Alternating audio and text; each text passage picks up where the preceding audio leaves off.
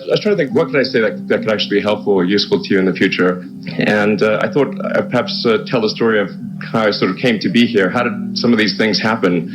And maybe there's some lessons there, because I often find myself wondering, how did this happen? So when I was young, I didn't really know what I was going to do when I got older. People kept asking me, and eventually I thought that the idea of inventing things would be really cool. And the reason I thought that was because I read a quote from Arthur C. Clarke, which said that sufficiently advanced technology is indistinguishable from magic. And that's really true.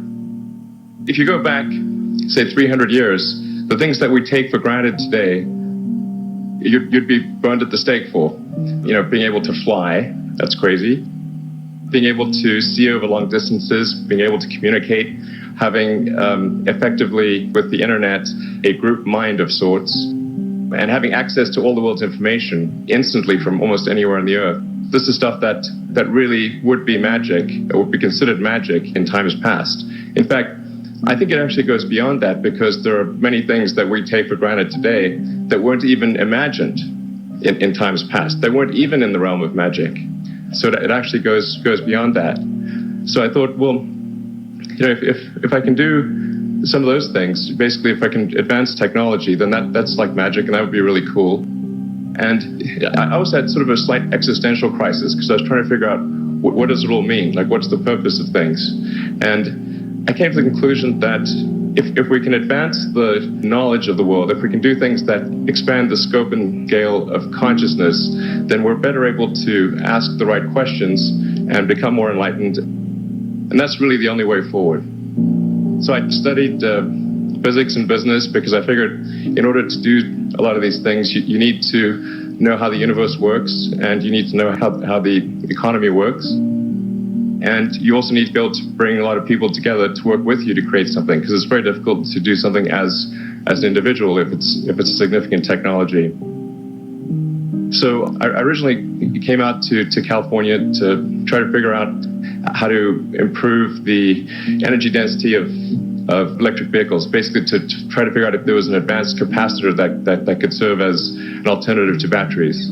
That was in '95, and that's also when the internet started to happen. And I thought, well, I can either pursue this technology where success may not be one of the possible outcomes, which is always tricky, or participate in the internet and be part of it. So I decided to drop out. Did some internet stuff.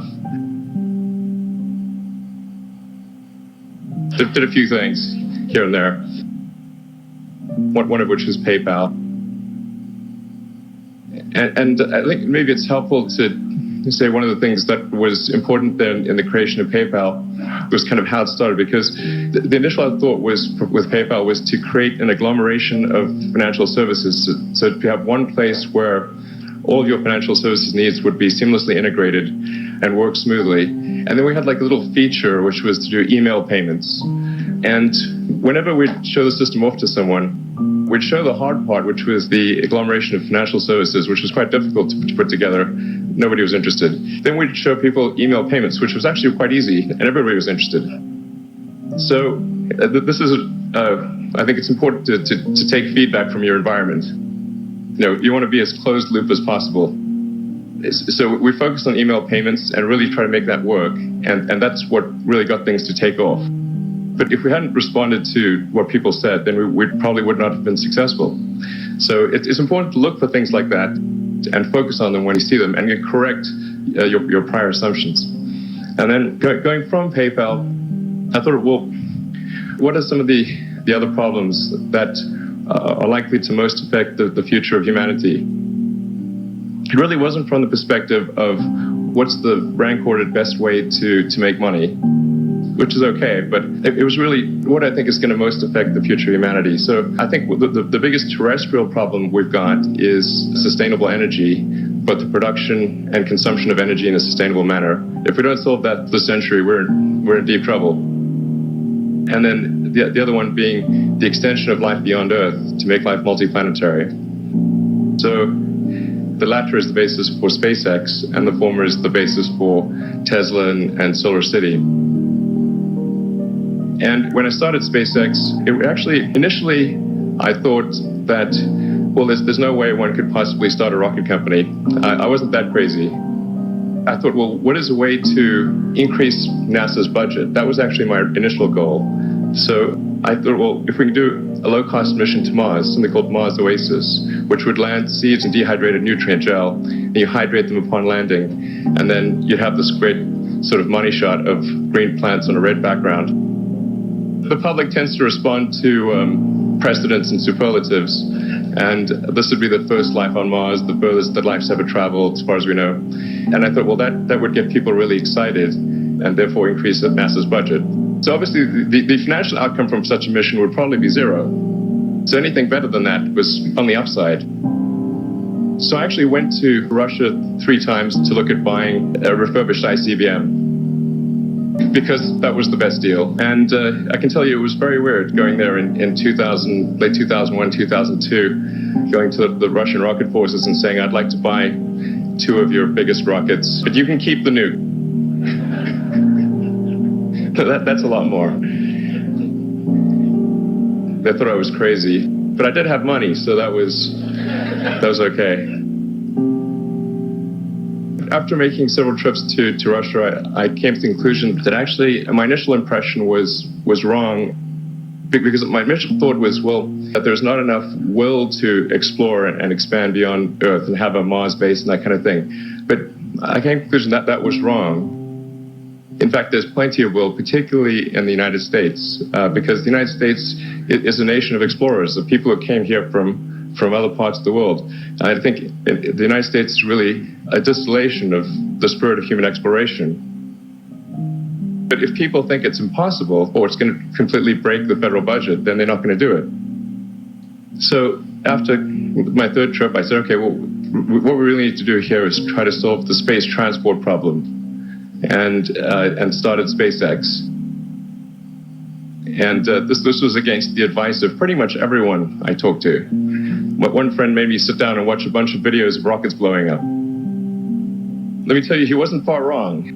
It was tough going there in the beginning because I'd never built anything physical. I mean, I built like little model rockets as a kid and that kind of thing, but I'd never had a company that built anything physical. So I had to kind of figure out how to do all these things and bring together the right team of people. And so we did all that and then failed 3 times.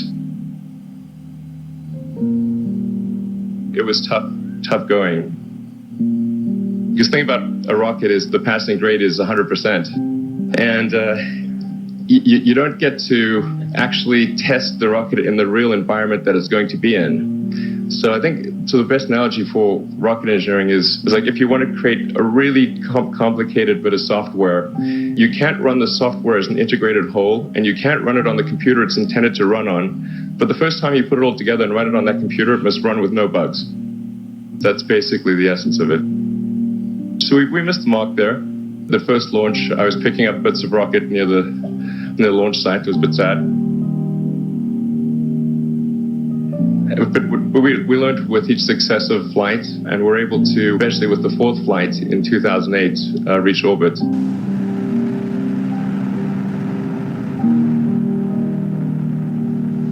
And that was also with the last bit of money that we had. So thank goodness that happened. I think the saying is 4th time's the charm. So we got the Falcon 1 to orbit, and then began to scale that up to the Falcon 9, which is about an order of magnitude more thrust. It's around 1 million pounds of thrust. And we managed to get that to orbit, and then developed Dragon spacecraft, which recently was able to dock and return to Earth from the space station. That was a white-knuckled event. It's a huge relief. Still can't quite believe it actually happened. But there's a lot more that must happen beyond this in order for humanity to become a spacefaring civilization, ultimately a multi-planet species. And that's something I think it's vitally important, and I hope that some of you will participate in that, either at SpaceX or at other companies, because it's just really one of the most important things for the preservation and extension of consciousness. I mean, it's worth noting, as I'm sure people are aware, that the Earth has been around for 4 billion years, and civilization, at least in terms of having writing, has been around for 10,000 years, and that's being generous. So it's really it's somewhat of a tenuous existence that civilization and consciousness, as we know it, has been on Earth. And I think I'm actually fairly optimistic about the future of Earth. I don't want to sort of people to have the wrong impression that I think we're all about to die. I think things will most likely be okay for a long time on Earth, but not for sure, but most likely. But even if it's sort of 99% likely, a 1% chance, it's still worth spending a fair bit of effort to ensure that we have backed up the biosphere, planetary redundancy, if you will. So I think it's really quite important. And in order to do that, there's a breakthrough that needs to occur, which is to create a rapidly and completely reusable transport system to Mars, which is one of those things that's right on the borderline of impossible. That's sort of the thing that we're going to try to achieve there with SpaceX.